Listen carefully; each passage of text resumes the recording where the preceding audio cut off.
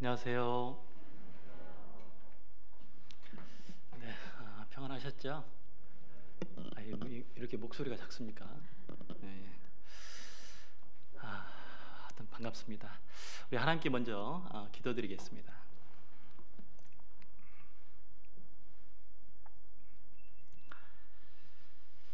사랑과 은혜가 풍성하신 거룩하신 아버지 하나님, 감사합니다.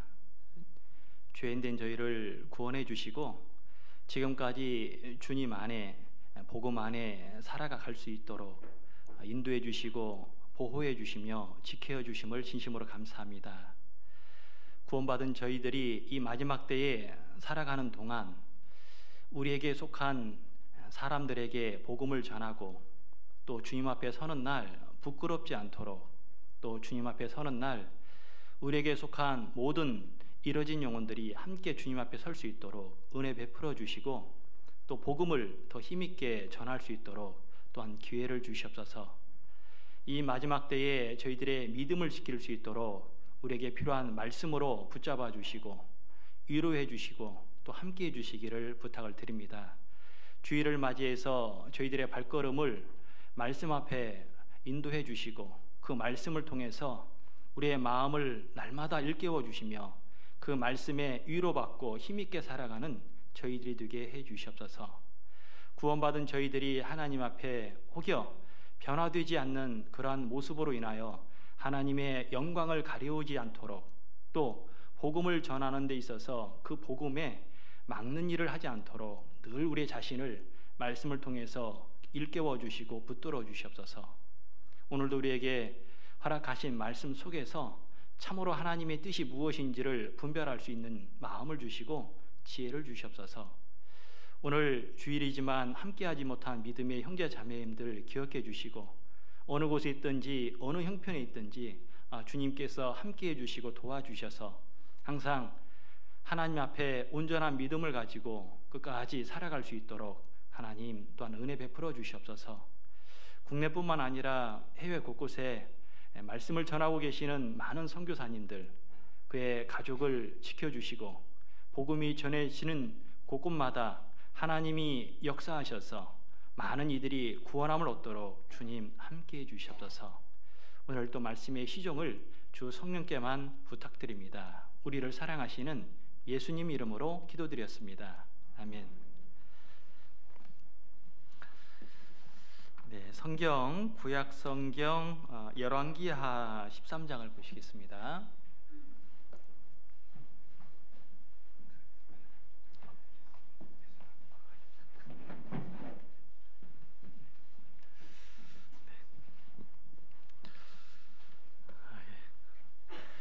열왕기하 13장 보시겠습니다.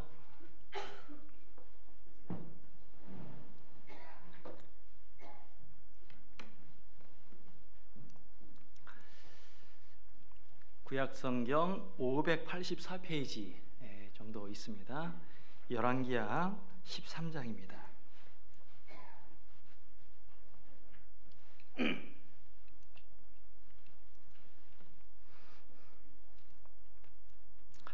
열왕기하 13장 19절부터 23절 보시겠습니다. 열왕기하 13장 19절부터 23절, 구약성경 584페이지입니다. 찾으셨으면 우리 19절부터 23절을 천천히 같이 읽도록 하겠습니다. 하나님의 사람이 노하여 가로되 왕이 5-6번을 칠 것이니이다. 그리하였더면 왕이 아람을 진멸하도록 쳤으리이다.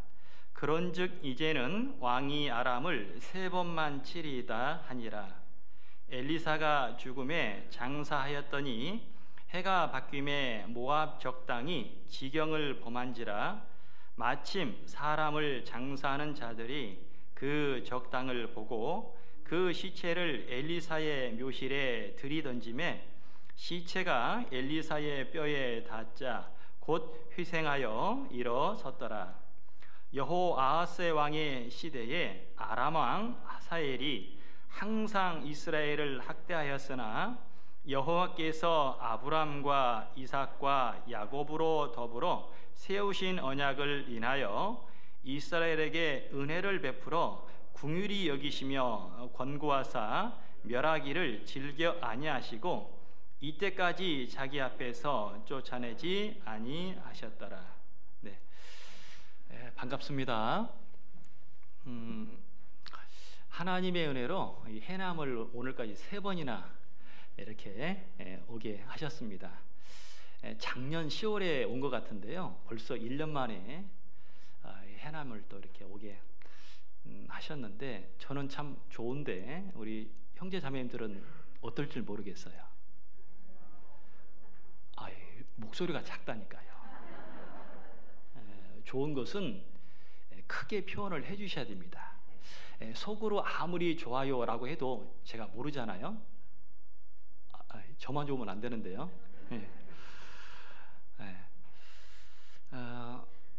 세 번을 이렇게 오면서 누구 생각을 했냐면 사도 바울을 좀 생각을 하게 됐습니다. 이 사도 바울이 구원을 받고 나서 복음을 전하면서 많은 선교 여행을 다녔죠. 다닌 목적 중에 하나가 이제 복음을 전하기 위해서 다닌 것도 있지만, 전에 복음을 전했는데 그 복음을 듣고 이렇게 신앙생활을 하고 있는 형제 자매님들께서 어떠한 모습 속에서 또 신앙생활을 하고 있는지를 알기를 원했고, 또 교제하고 싶은 마음에서 여러 번 방문을 하게 됩니다. 아마 그런 마음이 저희들이 아마 교제를 통해서 하나님이 주신다라고 생각합니다. 때로는 학예 수양회를 통해서 많은 봉사도 하지만 봉사 못지않게 하나님이 주시는 것이 이제 교제의 기쁨이거든요. 그리고 겨울에는 그 추운 날씨를 이길 수 있도록 동계 수련회를 통해서 우리의 마음을 뜨겁게 합니다. 그러다 보니까 식을 날이 없는 것 같아요. 그러시죠? 예, 감사합니다. 그래서 하나님께서 참 구원받고 나서 신앙생활 하고 있는 저희들의 마음이 늘 식지 않도록 때로는 말씀으로, 때로는 교제로, 때로는 어떤 큰 어려움을 만나게 해서 하나님만 붙들고 살아가라라고 하시는 것 같습니다. 오면서 오늘 설교 제목이 하나님의 사람입니다. 하나님의 사람. 부제는 당신은 하나님의 사람입니다. 왜 하나님의 사람으로 제목을 정했냐면, 이 마지막 때에 많은 사람이 있지만 하나님의 사람으로 살아가는 이는 많지 않습니다. 특히 이 마지막 때가 되면 구원을 받고 하나님의 사람으로 이렇게 뜨겁게 멋있게 살아가는 사람은 더 줄어들게 됩니다. 적다는 거죠. 그래서 우리가 오늘 말씀을 통해서 이 마지막 때에 우리가 어떤 모습으로 좀 살아야 될지 좀 교훈을 받고 그렇게 살았으면 좋겠다라고 생각이 되었습니다. 제가 좋아하는 찬양 중에 하나가 당신은 하나님의 사람이라는 찬양을 참 좋아합니다. 주님의 은혜로 살아가는, 거기까지 하겠습니다. 또 기대하실까봐. 그런데 거기에 주님의 은혜로 살아가는 당신의 모습이 참 아름다워요. 그리고 주님의 사랑을 나눠주는 당신의 모습이 너무 아름다워요. 그 가사가 사실 제 마음에 너무나 위로가 되는 거예요. 우리는 하나님 앞에 자랑을 하죠. 그런데 자기 어떤 부를 자랑하거나 지식을 자랑하는 사람이 있지만, 구원받은 우리는 하나님의 은혜로 살아가는 것, 그리고 하나님께 받은 사랑을 많은 이들에게 전해주는 것이 진짜 큰 은혜이거든요. 그래서 오늘 하나님의 사람이라는 주제를 가지고 몇 가지 좀 교훈도 받고 생각하려고 합니다. 어느 날 딸이 이렇게 사무엘 학교를 마치고 나서 저한테 이런 말을 해요. 아만보, 깨만행 이게 얘기합니다. 그런 말을 딱 들었는데 무슨 뜻인지를 모르겠어요. 암만보가 뭔 뜻이냐 그랬더니요, 그러는 거예요. 예, 아는 만큼 보인대요. 그러냐? 좋다, 너무나. 그렇지. 신앙생활은 아는 만큼 보이는 거지. 그 다음에 깨만행을 합니다. 그럼 깨만행은 뭐냐? 깨닫는 만큼 행한대요. 야, 너무나 좋다. 무슨 뜻이라고요? 깨닫는 만큼 행한다. 그러면 내가 알지 못하면 보지 못하는 거고, 깨닫지 못하는 것은 행할 수 없다는 뜻인데, 신앙생활을 너무나 잘 표현한 것 같아요. 그래서 저는 속으로 하나 더 했죠. 암만보에다가 순만행이다. 순만행 들어보셨어요? 지금 제가 하는 얘기예요. 순만행, 순종하는 만큼 행한다. 참 교회 안에서 신앙생활을 하다 보면 교회의 부족함을 보는 것은 큰 은혜입니다. 근데 그 보이는 것을 채워줄 수 있는 사람은 더 큰 은혜예요. 그래서 보이는 것을 잘못하면, 보이는 것만 얘기하면 잘못하면 지적만 들 수 있죠. 너 이렇게 못하냐, 왜 이게 안 되냐. 하지만 거기에 더 큰 은혜는 그 부족한 것을 내가 채우려는 마음이 있어요. 바로 믿음이 성장할 때 가능하다는 얘기죠. 하나님 앞에 구원받은 사람을 두 가지로, 여러 가지로 표현했지만 대표적인 게 하나님의 사람이고, 또 하나는 그리스도인입니다. 저는 이 두 단어를 너무나 좋아해요. 사도행전 11장에 보면 그리스도인이라는 말이 나오죠. 그 안디옥 교회에서 1년간 복음을 전할 때 사람들로 인해서 들었던 말이 그리스도인, 내가 스스로 하는 말이 아니라 다른 사람들이 구원받은 사람에게 당신은 그리스도인이다. 그리스도인, 주인, 예수님을 주인으로 섬기는 사람들이다 라는 뜻이죠. 그리고 하나님의 사람으로 또 표현했습니다. 구약에 또 신약에 보면 믿음의 사람들을 다 공통적으로 하신 말씀이 하나님의 사람이었어요. 구약에 모세에게 하나님의 사람으로 일컬어졌습니다. 그런데 그 모세가 처음부터 하나님의 사람이 아니라 죽기 전에 하나님의 사람으로 하나님 앞에 일컬음을 받아요. 왜냐하면 처음에는 사람을 죽였거든요. 그런데 그가 마지막에 점점 하나님의 사람으로 변화되어서 하나님 앞에는 하나님의 사람으로 기억됐다는 거예요. 우리는 구원을 받고 나서 처음부터 하나님의 사람으로 살아가는 게 아니에요. 그리스도로 밖에 살아가진 않죠. 너무나 연약하니까. 그런데 시간이 흘러가면 갈수록 하나님의 사람처럼 살아가고 구원받은 그리스도인으로 살아가는 것이 하나님의 은혜라는 거예요. 그래서 우리가 구원을 받고 나서 이 세상에 살아갈 때 많은 사람들에게 어떻게 불려지느냐, 이게 너무나 중요합니다. 세상에서는 어떤 자기 어떤 분야, 한 분야에서 꽤 오랫동안 경험을 쌓거나 그 일을 잘하게 되면 호칭을 이렇게 부르죠. 달인이라고. 달인. 들어보셨어요? 달인. 그러면 한 10년, 15년, 20년이 되면 저분은 진짜 달인이야. 그래서 텔레비도 나오고 그러죠. 그러면 구원받은 지 우리가 10년이 됐습니다. 그럼 10년이 됐으면 그리스도의 뭐가 돼야 돼요? 달인이 되셨어요? 이상하게 왜 세상의 일은 10년 정도 하면은 달인으로 일컬어지는데 구원받은 나는 지금 10년이 되고 20년이 됐는데도 그리스도인이라 불려지기가 어떨 때는 미안합니다. 때로는 죄송스럽죠.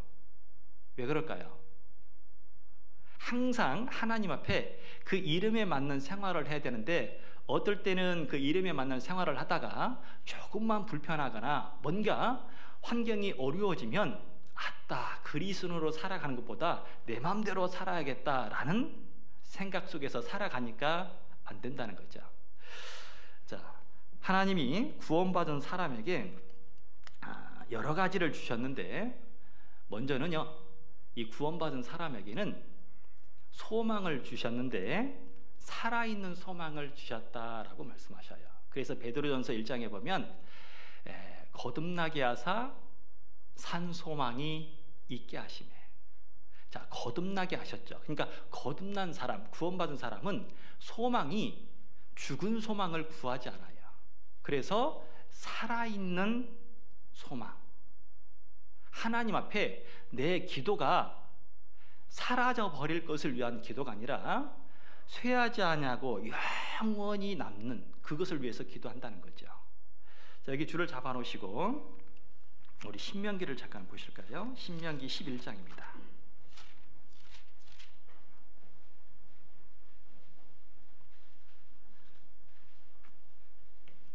신명기 11장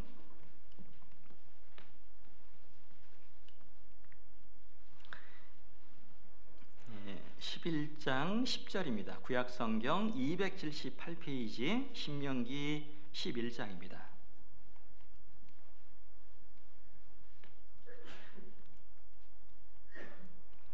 신명기 11장 10절 내가 들어가 얻으려 하는 땅은 네가 나온 예굽 땅과 같이 아니하니 거기서는 너희가 파종한 후에 발로 물대기를 채소밭에 댐과 같이 하였거니와 너희가 건너가서 얻을 땅은 산과 골짜기가 있어서 하늘에서 내리는 비를 흡수하는 땅이요 내 하나님 여호와께서 권고하시는 땅이라 세초부터 세말까지 내 하나님 여호와의 눈이 항상 그 위에 있느니라. 자, 10절부터 보시면 하나님이 이 이스라엘 민족에게 약속하신 가나안 땅을 설명합니다. 그런데 그 가나안 땅은 애굽 땅과 다르다. 그러면 애굽 땅은 어떤 땅이냐? 10절에 보면 파종한 후에 발로 물대기를 채소밭에 댐과 같이 하였거니와. 이게 무슨 뜻이냐면 그 물을 대는데 조금만 수고하면은 쉽게 농사를 지을 수 있는 땅이에요. 자기가 수고하면 그 나일강에서 물만 조금 기르다 그 밭에 대면 쉽게 농사를 지을 수 있는 땅인데 하나님이 약속하신 가나안 땅은 내가 보기에도 좀 안 좋은 땅입니다. 왜냐하면 비를 흡수해요. 그러니까 저장이 안 됩니다. 그러니까 저장이 안 되면 어떤 일이 일어나냐면 비가 올 때까지 어떻게 해야 돼요? 비가 올 때까지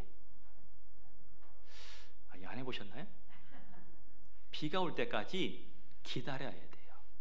그러니까 이 하나님의 약속하신 땅은 기다리는데 무엇을 기다리냐? 비를 기다려야 되죠. 그 비가 하나님의 은혜예요. 자, 애굽 땅 세상 사람들은 자기의 노력에 의해서 살아가지만 구원받은 사람은 반드시 하나님의 은혜가 아니면 살 수 없도록 하나님이 만들어 주셨어요. 그러니까 어떻게 돼요? 누구를 바라볼까요? 하나님만 바라봐요. 그게 다른 겁니다. 구원은 받았지만 특히 그 요한계시록에 보면 7개 교회가 나오죠. 2장 3장에 걸쳐서. 그런데 그 7개 교회 가운데 제일 마지막 교회가 라오디아 교회 있죠. 그 라오디아 교회가 사람에 의한 민중에 의한 사람을 위한이라는 뜻을 가지고 있어요. 그러니까 이 교회가 하나님을 위한 교회가 아니라 사람을 위한 교회로 바꿔졌어요. 그런데 그 교회가 뭘 자랑하냐면 삼부를 자랑해요. 삼부.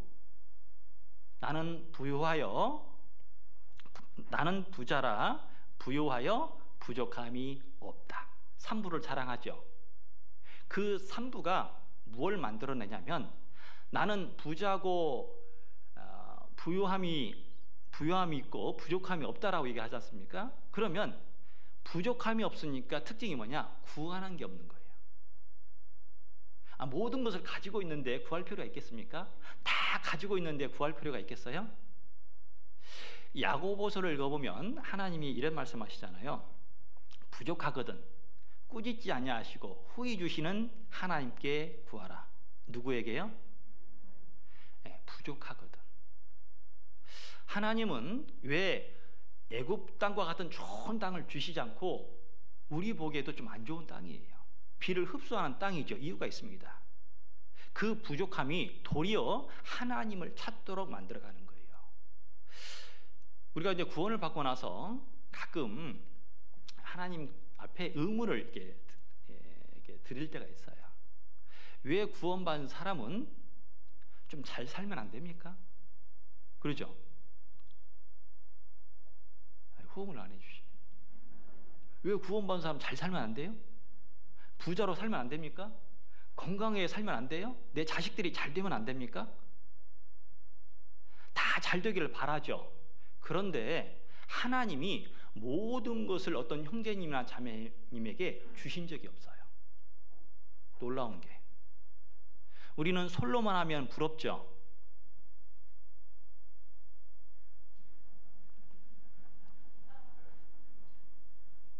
모르겠어요. 형제님은 왜 솔로몬이 부러워하는지 모르겠어요. 그런데 다 주시지 않았어요. 구약의 솔로몬을 보면서요, 이 솔로몬은 지혜가 있었거든요. 그리고 지식이 있었습니다. 그리고 권세가 있었죠. 그것뿐만 아니라 1000명에 되는 여자가 있었죠. 모든 것을 갖추었죠. 그런데 그가 제일 마지막 늙었을 때 가장 큰 것을 잃어버렸어요. 누구일까요? 하나님을 잃어버렸어요. 다 가지고 있는데 뭘 의미합니까? 가지고 있는데 하나님의 명령, 2번의 권고를 무시하는 사람이 되어버렸어요. 그래서 히브리서 11장 믿음의 장에 솔로몬이 빠지게 됩니다. 시작은 좋은 것 같은데 마지막에는 하나님의 말씀조차 듣지 못하는 사람이 되었어요. 이 라오디아 교회가 모든 것을 가지고 있다고 그랬어요. 그런데 그 가지고 있는 것이 도리어 하나님의 축복을 얻지 못하는 계기가 된 겁니다. 왜 하나님이 우리에게 부족함을 주실까요? 때로는 구원받지 못한 남편 때문에 고통도 받고, 때로는 또 자녀들이 나에게 고통을 줄 때도 있고, 때로는 그 마을에서 나를 힘들게 할 때도 있고. 왜 그럴까요? 내가 더 하나님을 붙잡으라고. 저희 진도에서도 마을에서 80세 넘은 할머님이 이제 구원을 받으셨고 이제 나오시는데 처음에 나오자마자 며칠 있다가 나 못 나오겠다라고 말씀하셨어요. 그 사정을 들어보니까 이렇습니다. 이분을 전도했던 분이 누구냐면 조카예요. 조카 사위. 조카 사위가 형제님이 전도를 했습니다. 근데 전도를 했는데 이제 교회 오셔야 하잖아요. 그런데 교회 오시기 위해서 택시를 탔어요. 주일에. 그런데 문제가 그 택시 기사가 그 마을에 잃는 거예요. 무슨 교회 나가고 있다고요? 이단교회 나가고 있다고. 난리가 났죠. 그 마을에서 남편도 없고 홀로 살고 있는데 그나마 힘든데 그 마을 사람들이 또 왕따를 시키는 거예요. 그러니까요, 이 할머님이 나 안 되겠다고. 그래서 교제를 하는 가운데 방법을 바꿨습니다. 주일날 바로 교회로 오시는 것이 아니라 토요일에 조카 사위의 집에 일이 있어서 그리에 가서 일을 도와주고 그 조카 사위와 주일날 같이 옵니다. 지혜롭죠. 못 나올 것 같은데 하나님이 지혜를 주신다라는 거죠. 그래서 하나님이 힘들고 어려울 때 더 하나님을 찾으라고. 이 제임스 패커라는 사람이 하나님을 아는 지식이라는 책을 썼습니다. 근데 내용은 간단해요.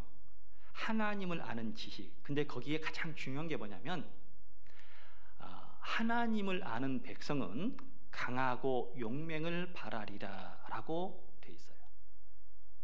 그러면 누가 힘들고 어려울 때 믿음을 지키고 힘있게 살아갈 수 있느냐? 여호와 하나님을 알고 있는 사람. 자, 우리 다니엘서 잠깐 보실까요? 다니엘서 11장입니다.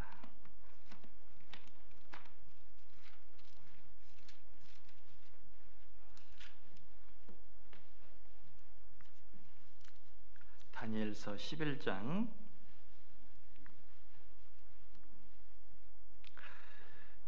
32절입니다.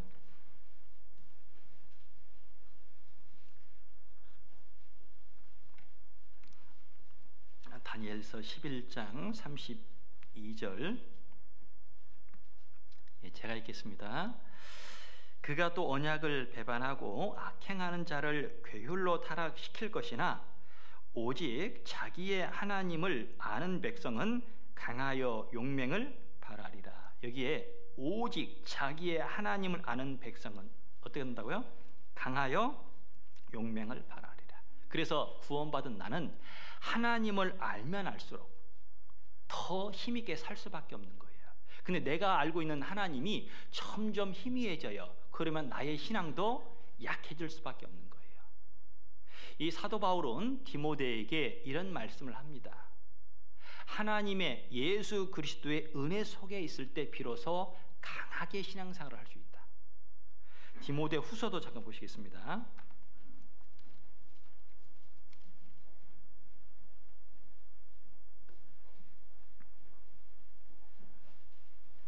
디모데 후서 2장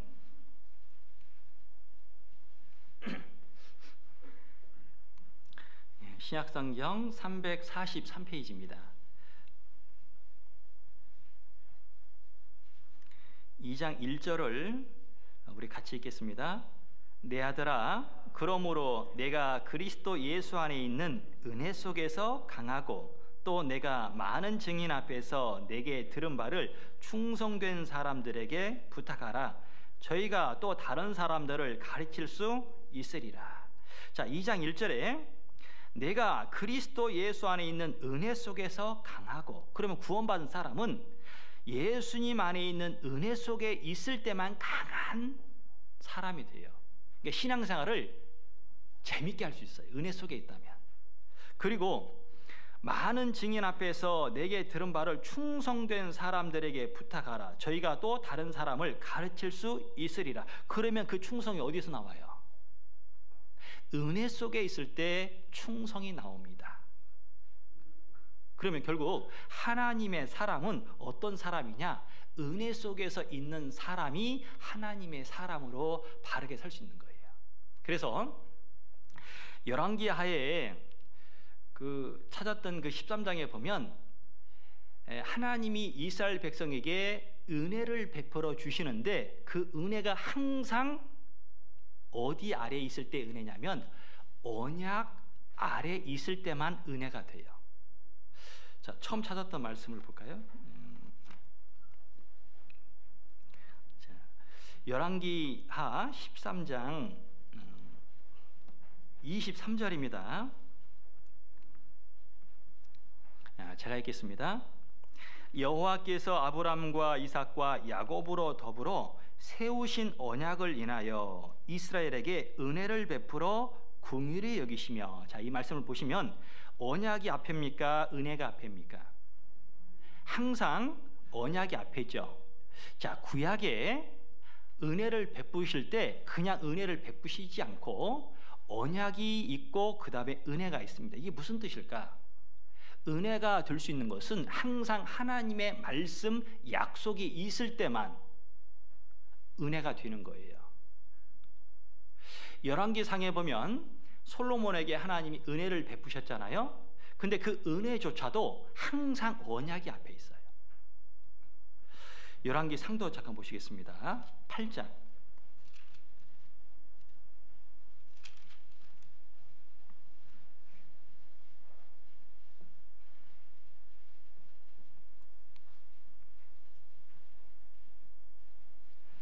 열왕기상 8장 23절입니다. 제가 읽겠습니다.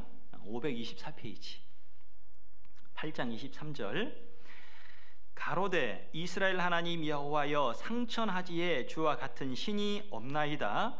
주께서는 온 마음으로 주 앞에서 행하는 종들에게, 같이 읽겠습니다. 언약을 지키시고 은혜를 베푸시나이다. 자, 언약을 지키시고 은혜를 베푼다. 무엇이 앞에 있습니까? 언약이 앞에 있죠. 언약이 약속이고 말씀입니다. 결국 나에게 은혜가 되는 것은 언약, 내가 약속을 붙들고 있을 때, 말씀을 믿고 있을 때 내게 은혜가 되는 거예요. 창세기 6장에 보면 노아의 방주, 홍수의 사건이 나오죠. 그런데 특별히 이 노아가 하나님의 말씀대로 방주를 짓고 짐승들을 태우게 됩니다. 그런데 그 내용에 언약을 이 노아와 하나님이 맺어요. 혹시 보셨습니까? 그 말씀을? 우리는 방주 크기만 뭐 잣나무로 지었다, 역청으로 발랐다, 그것만 생각하시죠. 아라라산에 머물렀다, 그거 생각하시죠. 그런데 그 사건에 하나님이 노아와 언약을 맺었다라는 말씀이 나와요. 6장을 보시겠습니다. 창세기 6장.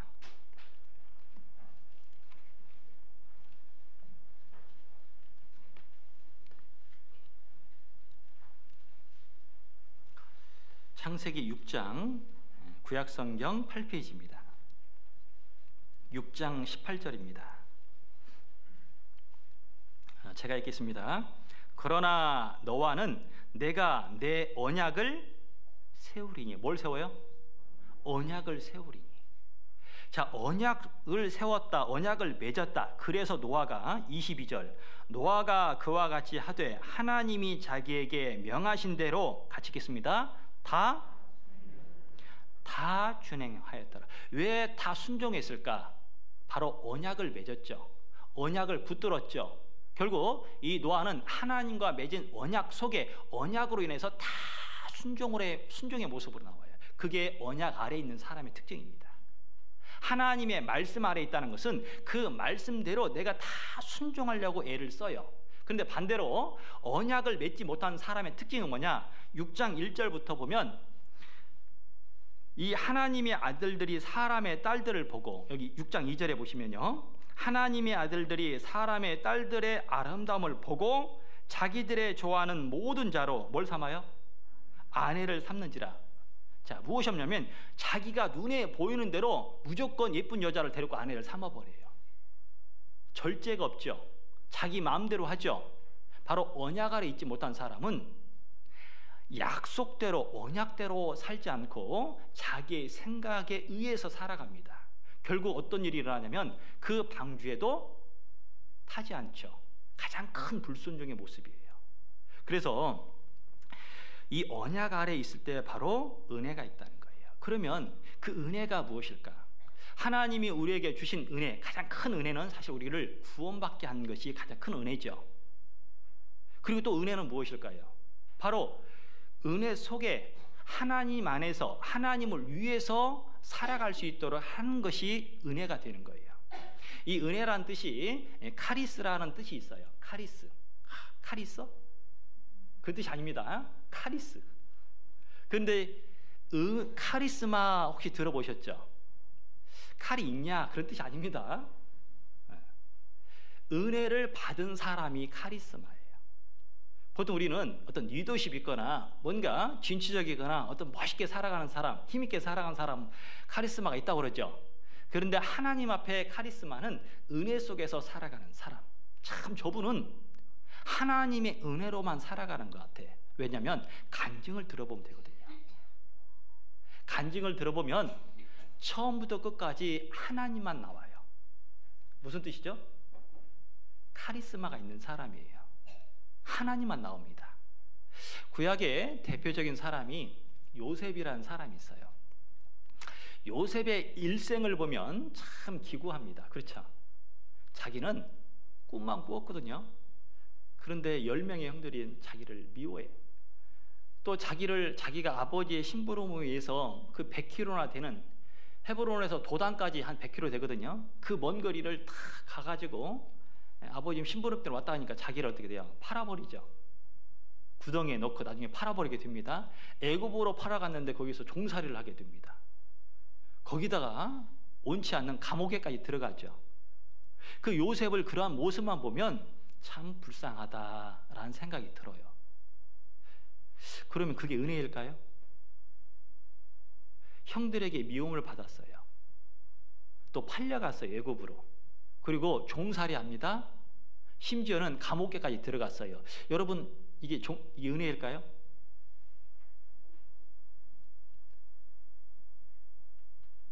한 분도 대답을 안 하시네요.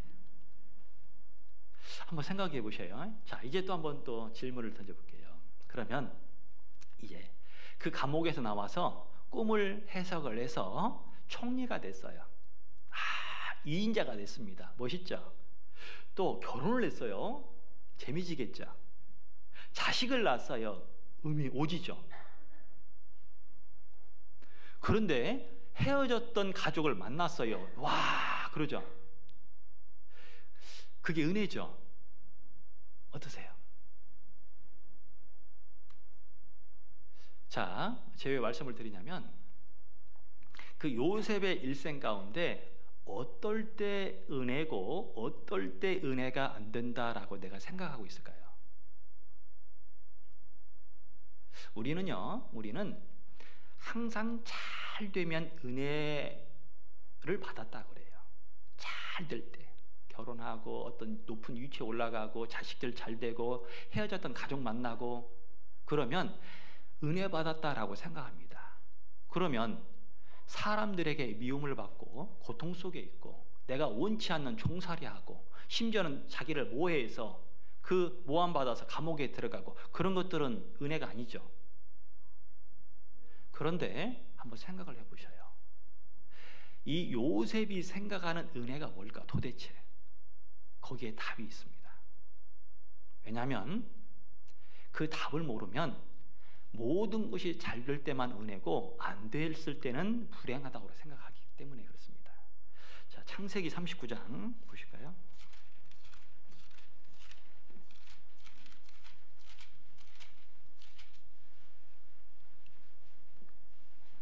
창세기 39장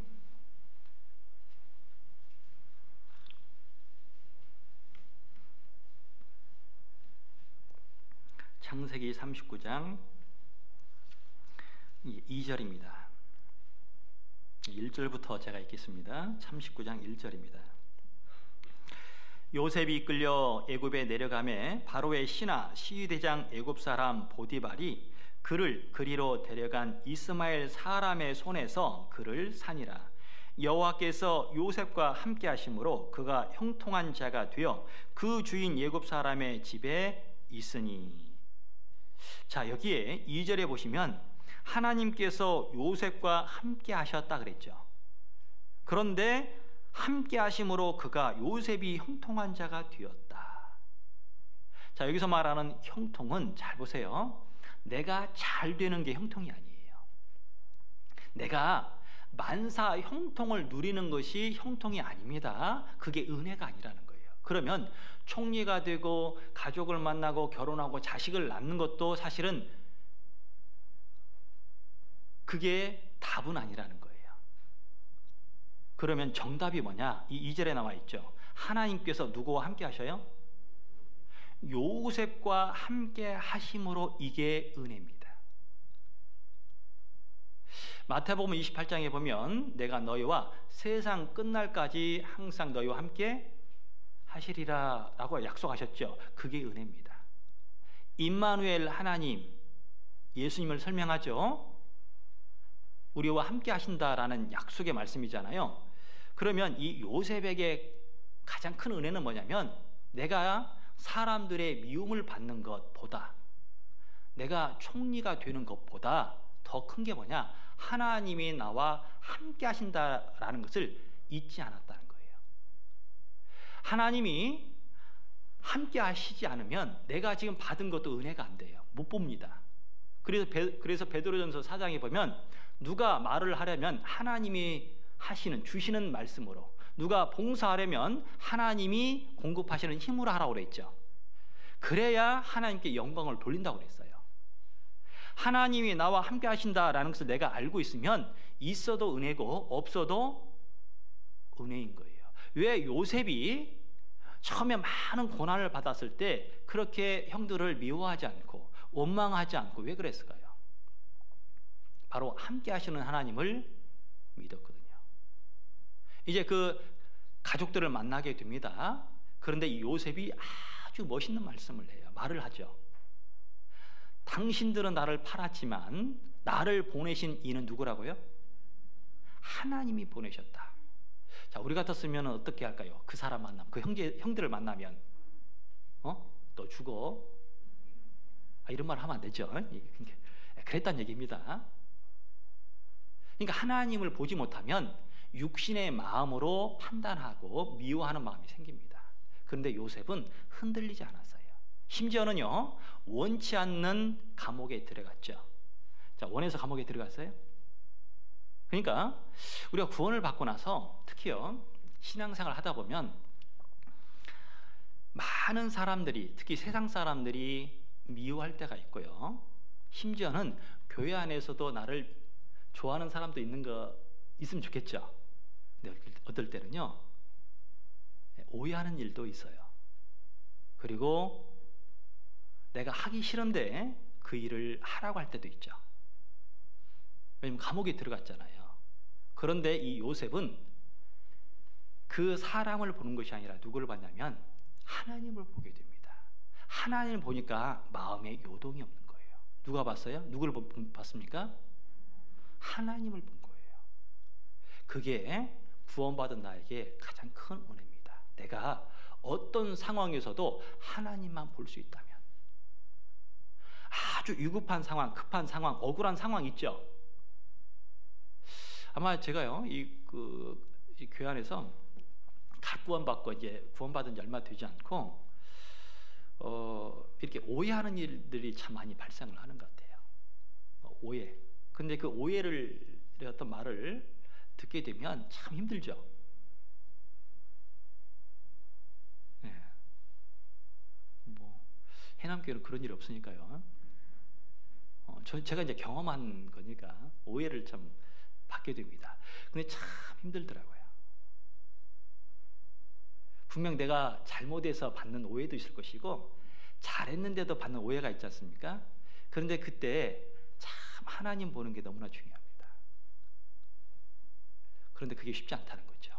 내가 하나님을 볼 수 있다면 그게 큰 은혜라는 거예요. 이 요셉이 총리가 되기 전에, 그 고난을 받기 전에 이 요셉이 두 가지를 잘했습니다. 하나는 꿈을 잃지 않았어요. 두 번의 꿈을 꾸었죠. 그 꿈을 잃지 않았는데 그 꿈이 바로 하나님께 대한 꿈이죠. 또 하나는 이 요셉이 잘한 게 있습니다. 바로 아버지의 말에 순종합니다. 자기는 그 두 가지를 했는데 뭐가 왔어요? 어려움이 찾아온 거죠. 우리가 하나님 앞에 믿음을 가지고 또 계속해서 순종하면 처음에는 좋은 일이 오는 게 아니에요. 어려운 일이 있을 수 있습니다. 그런데 그때 믿음이 필요한 거예요. 그때 내가 하나님을 볼 수 있도록. 그래서 이 베드로는 그리스도의 은혜와 저를 아는 지식에서 자라가라 라고 말씀하셔요. 내가 은혜 가운데 있을 때 비로소 내가 성장이 된다. 성장이 되면 비로소 이제 어떤 일을 하냐? 하나님을 위해서 조금씩 살아가게 돼요. 고린도전서 15장을 잠깐 보실까요? 사도 바울은 은혜 속에 있을 때 이러한 모습들이 다 하나님의 은혜로 더불어 이루어진다라고 말씀하셨어요. 고린도전서 15장.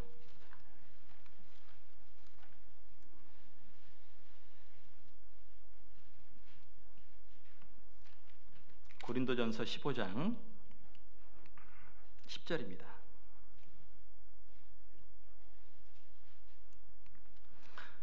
고린도전서 15장 10절 제가 읽겠습니다. 그러나 나의 나 된 것은 하나님의 은혜로 된 것이니 내게 주신 그의 은혜가 헛되지 아니하여 내가 모든 사도보다 더 많이 수고하였으나 내가 아니요 오직 나와 함께 하신, 같이 읽겠습니다. 하나님의, 자 여기 보시면 10절 말씀에 내가 모든 사도보다 더 많이 수고하였으나, 자 수고해요, 더 많이 수고해요? 아니 말씀이 안 보입니까? 무슨 수고예요? 더 많이 수고. 그러면 교회 안에는 수고한 형제자매들이 계시죠. 그런데 더 많이 수고하는 형제자매들이 계셔요.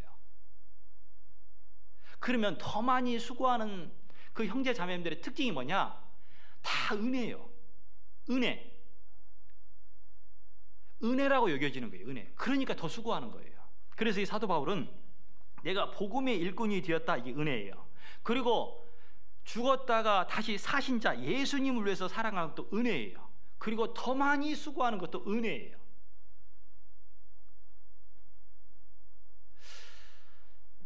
하나님이 이 열왕기하 13장에 보면 엘리사가 나오지 않습니까? 이 엘리사를 하나님은 하나님의 사람이다라고 얘기를 해요. 왜냐하면 그는 하나님의 사람으로 살아갔거든요. 그러면 엘리사를 보면 하나님의 사람의 특징이 뭐다는 것을 알 수 있지 않겠어요? 그 엘리사가 많은 특징들이 있습니다. 처음에 그는 농사꾼이었어요. 12결이나 되는 소를 데리고, 그러니까 24마리나 되는 소를 데리고 밭에서 한참 일을 하고 있었죠. 그런데 어느 날 일하고 있는데 엘리야가 와서 자기의 겉옷을 딱 던져요. 자, 한참 일하고 있는데 옆에서 겉옷 던지면 이게 일하라는 거예요, 말라는 거예요? 잘 모르겠어요? 한참 일하고 있는데 옆에 와가지고 겉옷을 던지면 좀 싫죠? 한참 일하고 있을 때. 그런데 이 엘리사는 그 뜻이 무엇인지를 압니다. 뭘 의미하냐면, 내가 지금 바쁘게 밭에서 일을 하고 있는데 엘리야가 왔다, 겉옷을 던졌자라는 것은 나를 왜 멈추고 부르실까? 그 부름에 항상 마음이 열려있는, 그러니까 하나님이 무엇을 원하는지에 마음이 열려져 있지 않으면 그 부르심에 응답을 못합니다. 그러니까 처음에요, 하나님의 사람은 늘 하나님께 마음이 열려져 있어야 돼요. 마음이. 지금 내가 바빠요. 내 하는 일이 바빠요. 이 바쁜 게 중요한 게 아니에요. 왜냐하면 지금 엘리사를 부를 때 잠자고 있을 때 불렀어요? 한참 일하고 있을 때 불렀어요? 전 이해가 안 돼요. 그럼 잠자고 있을 때 똑똑 계세요? 엘리야입니다. 네? 하나님이 이렇게 하라고 합니다. 이렇게 알려주면 되잖아요. 그런데 갑자기 겉옷을 던지면 이게 무슨 뜻이에요? 모르죠. 그런데 엘리사는 알았다는 거예요. 엘리야를 대신해서 선지자의 역할을 하라고 하신다라는 것을 안 겁니다. 그래서 어떻게 됐어요? 잠깐만, 나 지금 이 일 끝내고 따라가겠습니다. 그랬어요? 아니거든요. 멈춰 서고 따라갑니다. 우리의 마음이 이 세상에 아마 바쁜 일이 많아요. 그런데 그 모든 일은 다 하나님의 부름에 응답하기 위해서, 하기 위해서 하는 일들입니다. 하나님의 부름이 어떻게 돼요? 따라가야 되는 거예요. 전에 교제했던 교회에서 한 형제님이 계세요. 그 형제님이 이제 알코올 중독으로 있다가 돌아가시기 전, 지금 살아 계십니다. 근데 돌아가실 뻔했어요. 그때 이제 연락을 받아서 그 병원에 방문하게 됐습니다. 얼굴부터 다 시커매요. 그래서 그 병원에 신방을 여러 번 가서 말씀도 전하고 그 이후에 말씀을 듣게 됐어요. 근데 감사하게도 퇴원해서 말씀 듣고 구원을 받았습니다. 그런데 그 형제님이 어떤 일을 하셨냐면 밭에 고추 농사를 해요.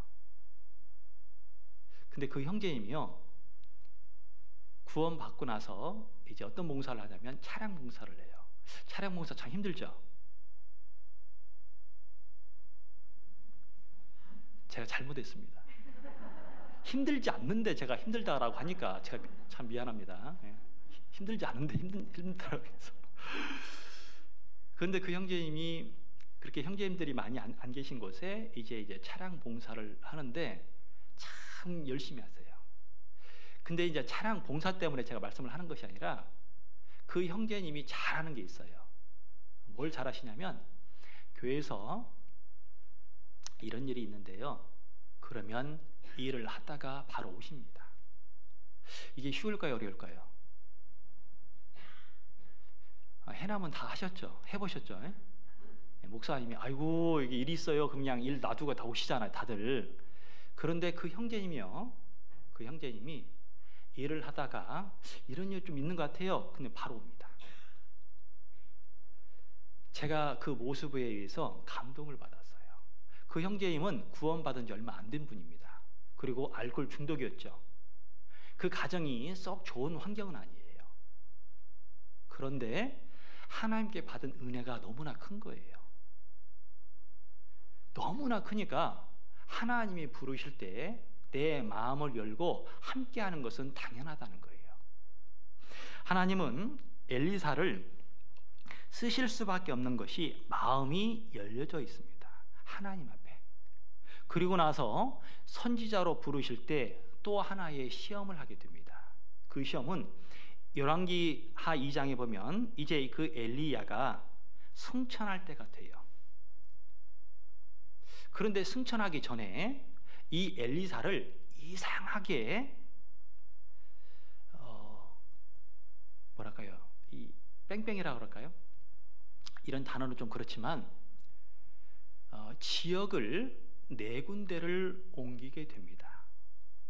그런데 지역을 옮길 때마다 물어봐요. 처음에 길갈로 가요.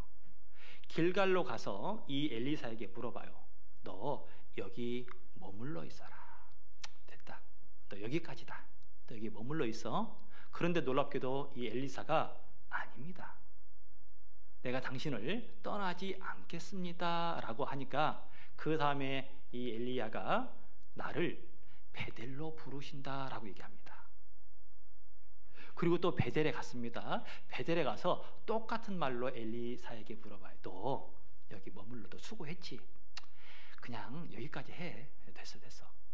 그런데 이 엘리사가 처음과 같이 아닙니다. 내가 당신 가는 길에 함께하고 여기 머물지 않겠습니다 라고 또 대답을 합니다. 그러냐? 그래서 또 얘기하죠.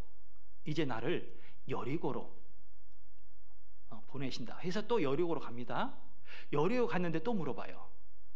아이고 고생했지. 얼마나 힘들어. 그냥 여기까지 해. 여기까지. 그런데 또 엘리사가 또 대답하죠. 아닙니다. 당신 가는 길에 함께하겠습니다. 그리고 나서 요단강으로 건너갑니다. 요단강에서 이제 승천하게 되죠. 자, 그런데 지도를 보시면 이 길갈에서 이 길갈 왼편이 베델이고 길갈 아래편이 여리고고 길갈 우측이 요단강이 있어요. 그러면 처음부터 길갈에서 아주 쉽게 요단강으로 가면 되죠. 뭐더러 이렇게 돌렸을까요? 왜 돌려야 되죠?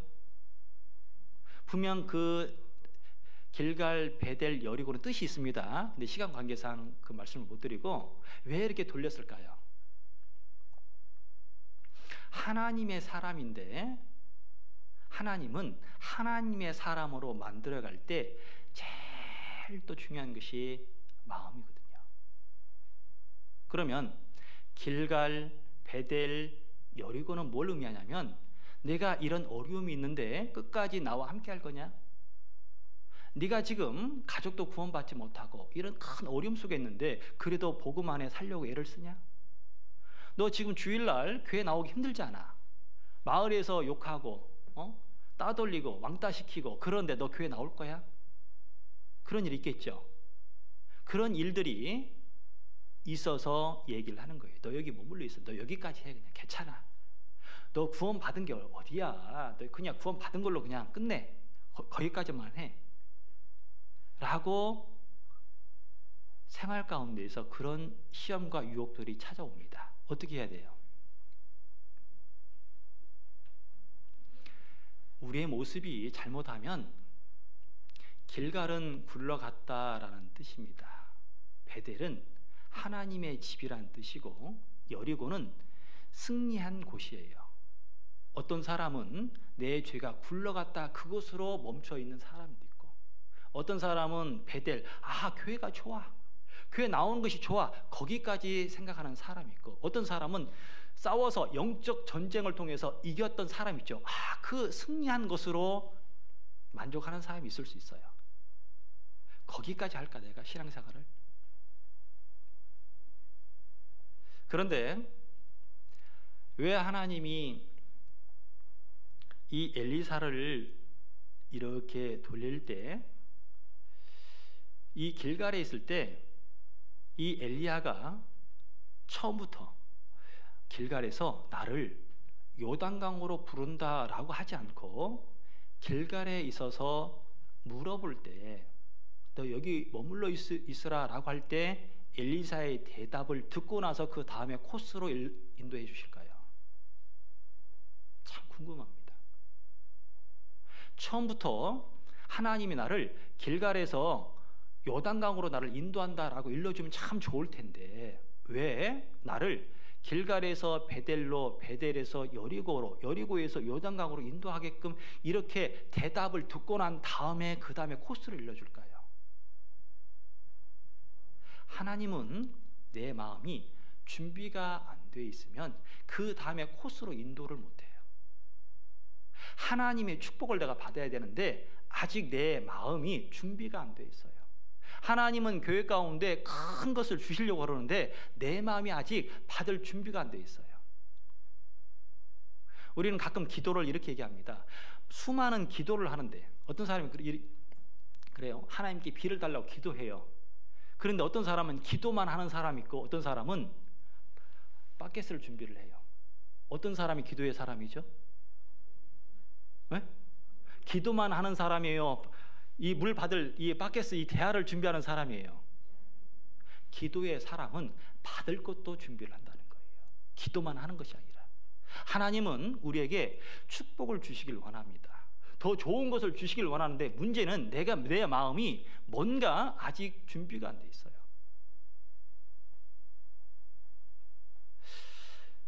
신앙생활 할 때 제가 구원을 받고 나서 구원받은 지 30년, 40년이 되면 모든 축복을 다 받을 것으로 저는 생각을 했어요. 분명 구원받은 1년 된 사람보다 30년, 40년 되신 분이 더 많은 축복을 받았겠죠? 안 그래요? 대답을 안 받았어요? 받았는데 숨겼어요 지금? 그건 아니시죠? 받았잖아요. 받았는데 제가 착각한 게 있다는 거죠. 구원받은 지 오래되면 하나님의 축복이 더 많아질 거다라고 생각을 했는데 사실은 그게 아니었다는 거예요. 진짜는 내가 1년 되든지 10년 되든지 하나님 앞에 바른 마음을 가지고 있으면 하나님이 부어주세요. 그걸 하나님은 경험케 하신다는 거예요. 그 사람은 하나님의 은혜가 아니면 살 수 없도록 만들어 가세요. 그게 하나님의 사랑으로 바꿔 가시는 거예요.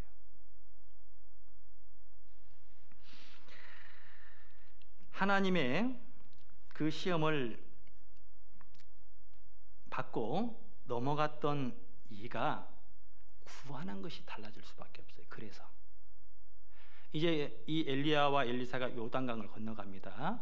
그리고 이 엘리야가 엘리사에게 얘기를 하죠.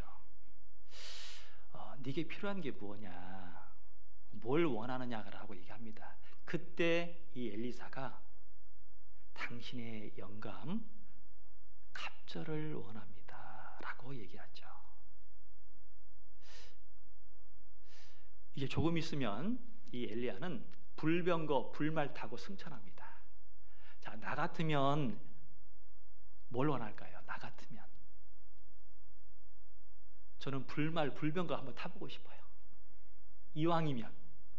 그런데 엘리사는 이 엘리야의 영감 능력을 갑절을 구합니다. 왜 갑절을 구하냐? 엘리야와 자기를 비교하니까 하늘과 땅 차이예요. 스승인 엘리야와 자기를 보니까 비교할 수가 없어. 모세와 여호수아 비교가 됐죠. 여호수아가 모세를 대신해서 이제 이스라엘 백성을 인도해야 될 그 큰 직분을 맡게 됩니다. 얼마나 두렵겠어요. 이 엘리사도 엘리야를 대신해서 하나님의 일을 해야 되는데 하나님의 능력이 아니면 할 수가 없습니다. 그래서 갑절을 구하는 거예요. 결국 어떻게 됐습니까? 얻게 되었죠. 이 기도는, 이 간구는 하나님의 사람은 어떤 기도를 해야 될지를 우리에게 일러줘요. 사무엘상에 보면 이 사무엘이 백성들에게 얘기합니다. 너희들을 위하여 기도하지 않는 것이 죄다. 누구를 위해서요? 너희를. 그러면 자기를 위한 기도예요, 너희를 위한 기도예요? 이 사무엘은 자기를 위한 기도 말고 너희를 위한 기도를 하지 않는 것이 죄다라는 거예요. 너희를. 기도는 자기 자신만 위한 기도는 하나님 보시기에 합당치 않는 기도입니다. 누구를 위한 기도해야 돼요? 너희를, 교회를 위한 기도를 하지 않으면 마음에 문제가 생긴 겁니다. 그래서 구약에 많은 이들이 모세를 대적했습니다. 그렇죠? 그때 혹시 기도하고 나왔다라는 얘기 말씀 읽어봤어요? 없죠? 내용이 없습니다. 하나님께 기도하고 나오지 않았다는 뜻이에요. 뜻을 물어보고 나온 것이 아니라 내 마음에 안 들어.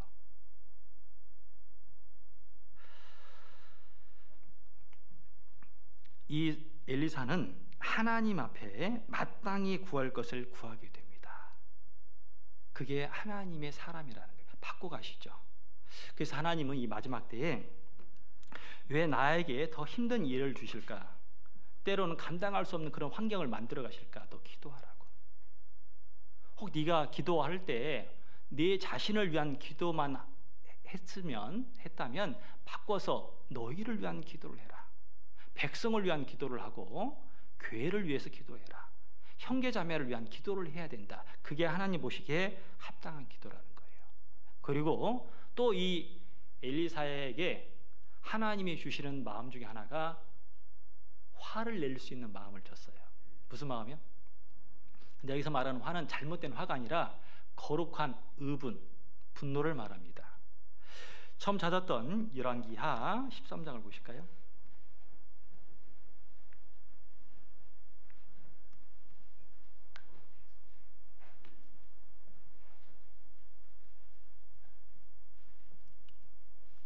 열왕기하 13장입니다. 13장 19절 보실까요?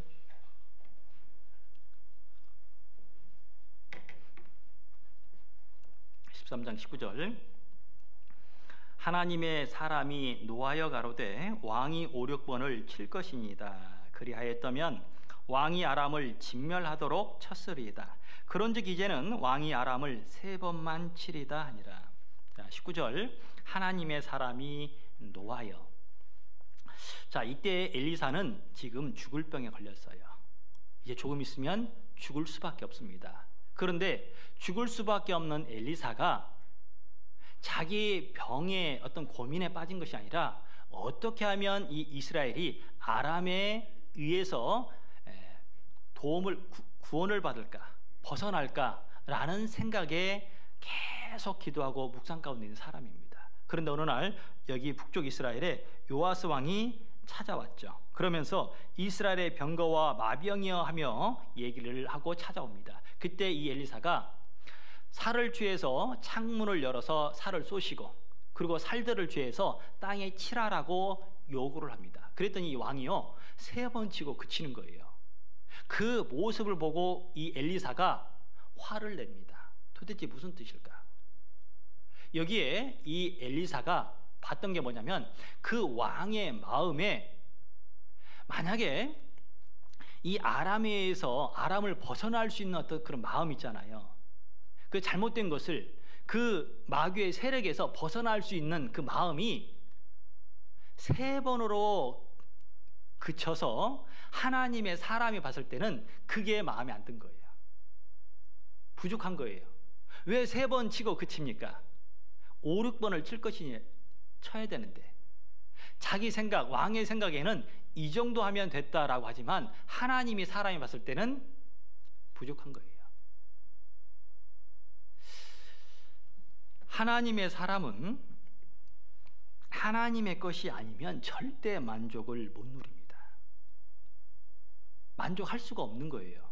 그리고 만족하지 못하게 하나님이 바꿔 가십니다. 하나님의 사람은 5-6번을 쳐야 됩니다. 하나님이 원하는 데까지 우리가 삶을 살아가야 됩니다. 그게 하나님의 뜻이거든요. 근데 이 왕은 3번 치고 그쳐요. 도대체 이 왕과 이 엘리사의 마음의 차이는 뭡니까? 하나님이 주신 마음이 없다라는 뜻이에요. 그 라오디아 교회에게 하나님이 책망하셨잖아요. 그런데 책망하시고 나서 돌이킬 수 있는 말씀을 주십니다.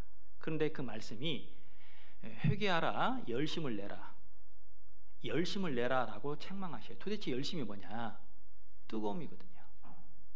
하나님의 사람에게는 그 뜨거운 마음이 있었는데 왕은 없었습니다.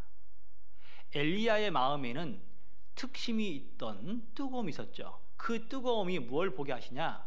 백성들이 하나님과 우상 사이에 머뭇거리는 거예요. 머뭇거려. 그것을 보게 하셔요. 하나님 앞에 우리의 마음이 좀 더 가 있다면 내 모습을 보고 판단을 할 겁니다. 너의 아직도 머뭇거리고 있느냐? 구원은 받았는데 왜 하나님과 세상 사이에 머뭇거리고 있느냐? 왜 하나님과 우상 사이에 지금도 머뭇거리고 있느냐? 그걸 하나님 보게 하신다는 거예요. 그걸 보고 하나님은 결단하라고. 요한복음 2장에 예수님이 성전에 딱 들어오셨죠. 들어오셔서 난리를 피웠습니다. 어떤 일을 하셨냐? 그 성전 안에는 장사하는 사람도 있었죠. 양이 됐든 뭐가 됐든 왜 성전에 제사를 드리기 위해서 이 짐승들을 데리고 올라가야 되는데 힘들잖아요. 그래서 돈을 갖고 그 성전에서 그 물건을, 그 짐승을 사서 대신 이렇게 제사를 드렸거든요.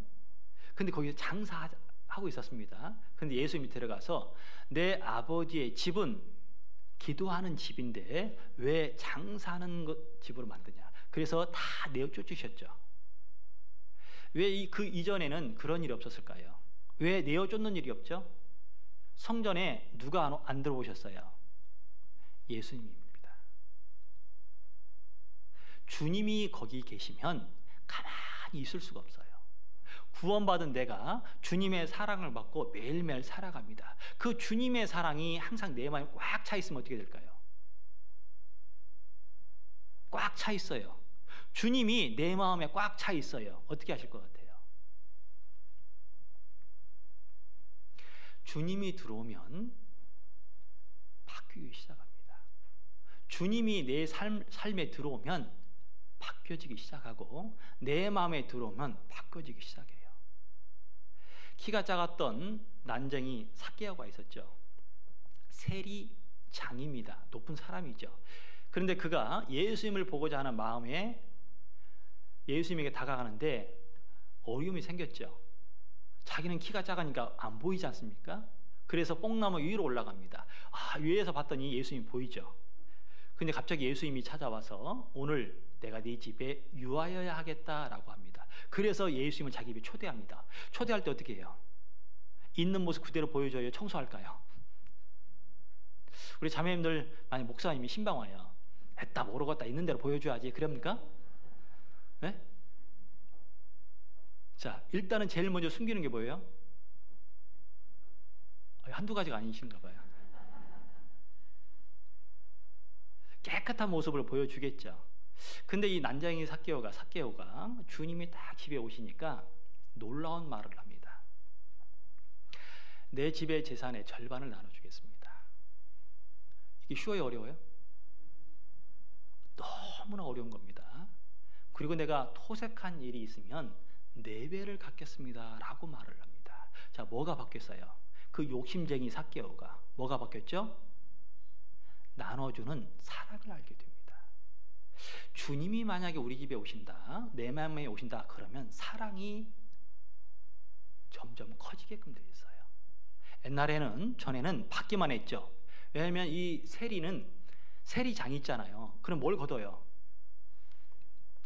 돈을 거두죠. 그래서 얼마는 노마에게 주고 또 얼마는 자기 주머니에 넣고.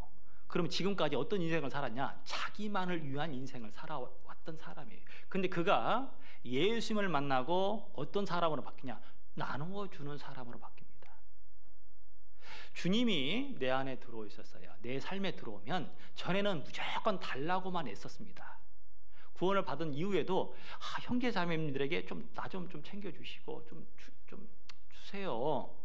그런데 주님의 사랑을 깨닫고 나서는 내가 없어도 주고 싶어요. 그러죠? 다 주고 계시는데 지금 제가 다 주고 계시잖아요. 그런데 주님을 알고부터는 내 마음이 바뀐다는 거예요. 그렇게 욕심 많았던 내가, 이 물질을 놓으면 내가 죽을 것 같은 내가 이제는 주님을 위해서 사람들에게 베풀어 줍니다. 누가 그 마음을 바꿀까요? 예수님이 아니면 절대 내 마음은 바뀌어지지가 않아요. 하나님의 사람, 하나님이 쓰십니다. 그래서 왜 하나님이 이 마지막 때에 하나님의 사람을 원하실까요? 이유가 있어요. 왜 하나님의 사람으로 살아가라 그럴까요? 이유가 있습니다. 그것은 죽은 사람을 살리고 싶어요. 죽은 사람을. 구약과 신약에 보면 죽었던 사람이 여러 번 등장합니다. 엘리야도 살렸죠. 아이를 살렸습니다. 엘리사도 살렸습니다. 베드로도 살렸고 바울도 살렸고 예수님도 살렸죠. 3번이나.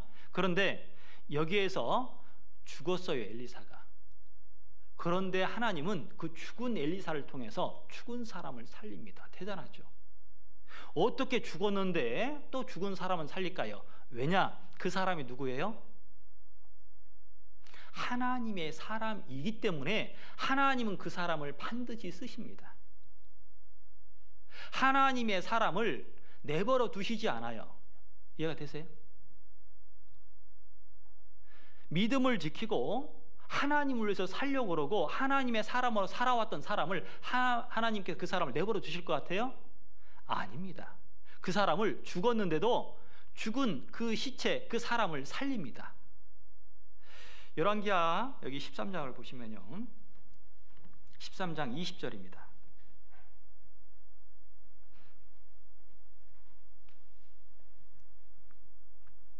20절 엘리사가 죽음에 장사하였더니 해가 바뀌매 모압 적당이 지경을 범한지라 마침 사람을 장사하는 자들이 그 적당을 보고 그 시체를 엘리사의 묘실에 들이던지매 시체가 엘리사의 뼈에 닿자 곧 회생하여 일어섰더라. 자, 이 20절 21절은 죽은 사람이, 죽은 영혼이 어떻게 하여 살아나는지를 우리에게 보여줍니다. 첫째는 죽은 사람은, 죽은 영혼은 반드시 하나님의 사람을 통해서만 살아나요. 이 마지막 때에 복음을 전하고 있는 우리들을 통해서 죽어있는 사람들, 영혼들이 살아납니다. 그래서 교회가 있는 것이고 집회를 하는 것이고 내가 하나님의 사람으로 바르게 살아가셔야 돼요. 특히 교회 안에서 말고 세상에 있을 때, 세상에 있을 때 사람들에 의해서 하나님의 사람으로 내가 살아가야 됩니다. 그 사람을 하나님은 받으세요. 그 사람을.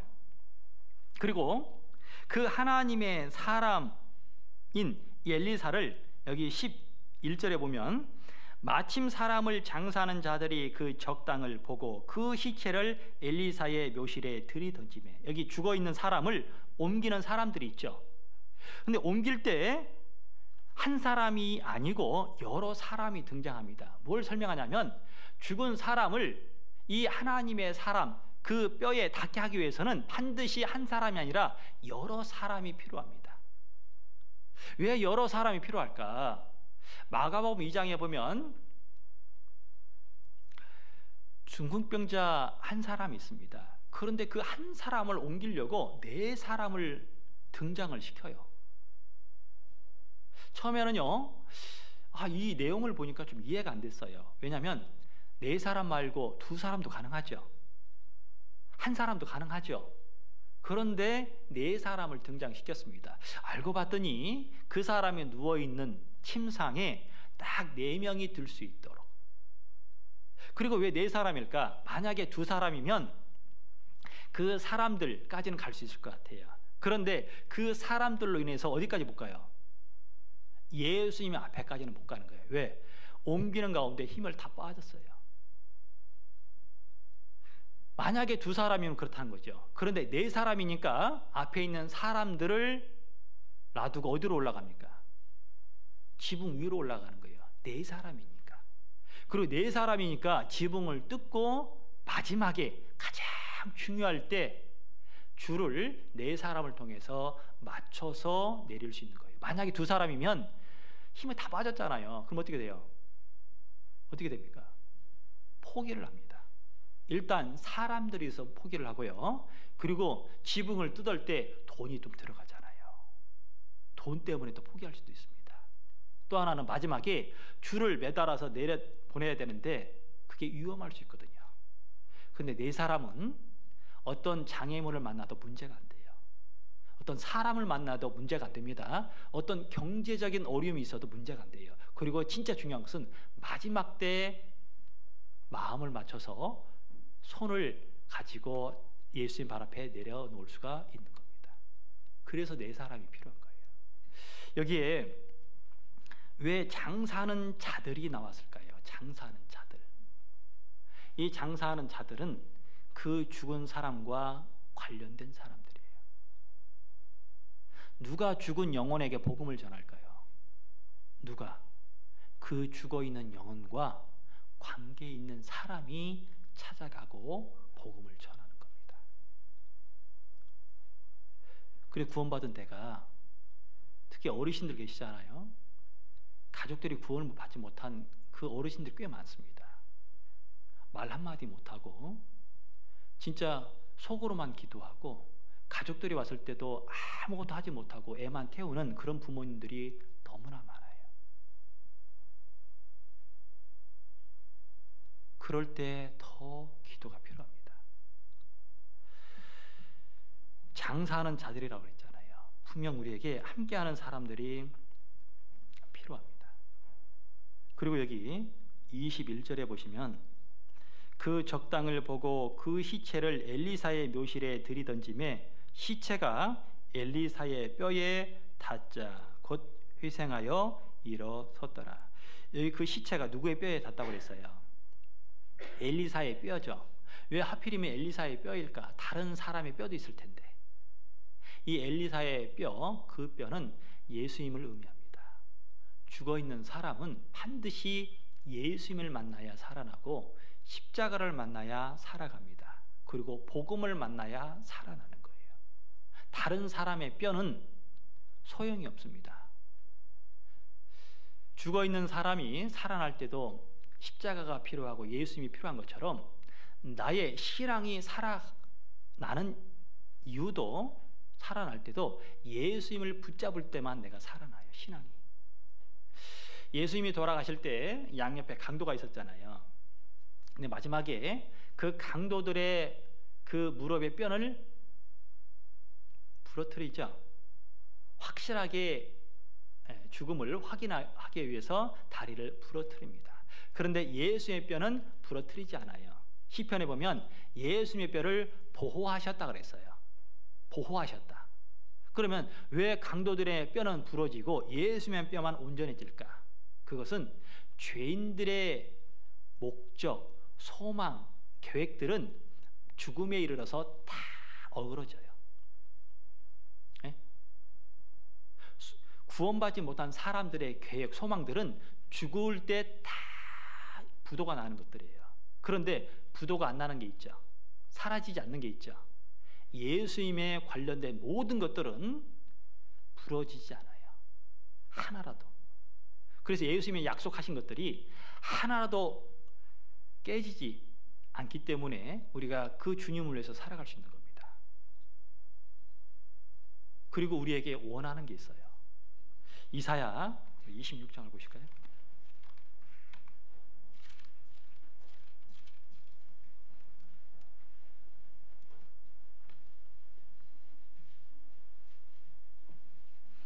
이사야 26장.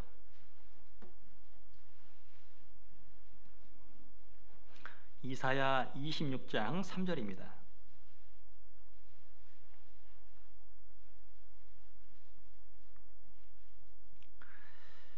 3절 같이 읽겠습니다. 주께서 심지가 견고한 자를 평강의 평강으로 지키시리니 이는 그가 주를 의뢰함이니라. 심지가 견고한 자, 심지가 절대 부러지지 않을 사람. 누구를 위해서요? 하나님을 위해서, 복음을 위해서. 그러면 왜 그 심지가, 그 마음이 부러지지 않을까요? 왜 깨지지 않을까요? 왜 그럴까요? 여기 나와 있잖아요. 그가 주를 의뢰함. 하나님을 신뢰하고 하나님을 믿고 하나님의 주신 언약을 붙들고 있기 때문에 그 마음이 절대 깨지지 않는 거예요. 내가 지금 사람들에 의해서 고난받고 있어요. 괜찮아요. 때는 오해받고 있어요. 괜찮아요. 삶이 점점 어려워져요. 괜찮아요. 그게 문제가 아니거든요. 내가 어떤 상황에서도 내가 주님을 위해서 살고자 하는 그 마음을 절대 깨트리시면 안 돼요. 왜냐? 내가 심지가 견고할 때 분명 나를 통해서 사람들이 구원을 받습니다. 저분은 진짜 힘들 텐데 어떻게 지금까지 신앙생활을 해오고 있을까? 이유는 간단합니다. 답은 간단해요. 하나님을 믿고 있거든요. 신뢰가 있거든요. 지금은 뭔가 안 되는 일이 있지만 나중에 가서 하나님이 바꿔주실 거라는 것을 믿고 있거든요. 그러니까 어떻게 돼요? 힘들어도 가는 거예요. 시편 126편을 보시겠습니다.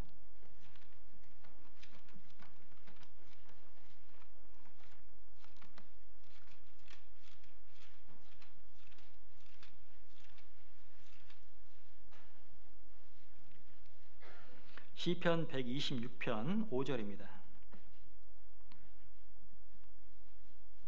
5절 제가 읽겠습니다.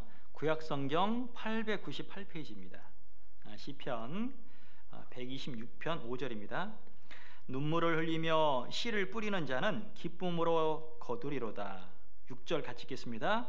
울며 씨를 뿌리러 나가는 자는 정령 기쁨으로 그 단을 가지고 돌아오리로다.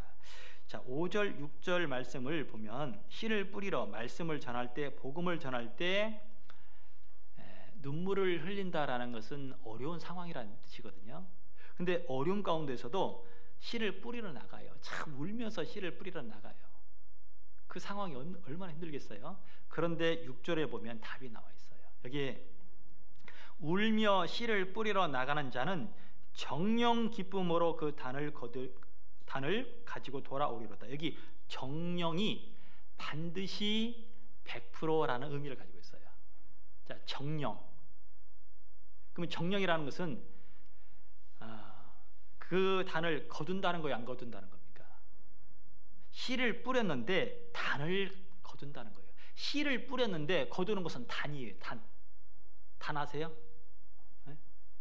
그러니까 씨를 뿌렸는데 하나님이 주신 것은 씨 몇 개를 주시는 것이 아니라 단을 주시는 거예요. 단을. 근데 그 일이 힘들다는 거예요. 눈물을 흘린다. 참 하나님의 사람만 눈물을 흘릴 것 같아요. 특히 마지막 때요. 때로는 집회를 앞두거나 또 구원받은 형제 자매님들이나 아직 구원받지 못한 가족을 보면 진짜 애가 탑니다. 내가 죽기 전에 우리 가족이 구원받아야 될 텐데, 내가 죽기 전에. 어르신들 이렇게 간증 들어보면 참 마음이 아파요. 내가 죽기 전에 내 아들이라도 내 딸이라도 구원을 받으면 얼마나 좋을까. 그래서 마을에서는 핍박을 받더라도 그래도 계속 교회 나오세요. 내가 혹여 살아있을 때 구원받지 못하더라도 죽어서도 이 자식들이 분명 구원을 받을 수 있는 기회를 하나님이 주실 것이다. 그 소망을 가지고 까지 신앙생활을 합니다. 우리는 그러한 모습으로 살아야겠다라고 생각해요. 하나님의 사람, 참 이름은 너무나 귀합니다. 그리스도인 너무나 귀해요. 그런데 하나님의 사람으로 살아가는 것이 참 쉽지는 않습니다. 쉽지는 않지만 하나님이 살아갈 수 있도록 우리에게 교회를 주셨고 우리에게 말씀을 주셨어요. 그리고 그 마음을 가지고 끝까지 하나님은 살아가기를 원하십니다. 우리는 하나님의 사람이에요. 사도 바울이 어린 디모데에게 너 하나님의 사람아 라고 얘기를 했어요. 너 하나님의 사람아. 우리는 끝까지 이 해남에서 하나님의 사람으로 살아가기를 하나님 원하십니다. 하나님은 하나님의 사람을 쓰시기를 원하셔요. 저희들 모두 하나님 앞에 귀하게 쓰임받는 그런 사람으로 끝까지 살았으면 좋겠다라고 생각합니다. 기도하시겠습니다.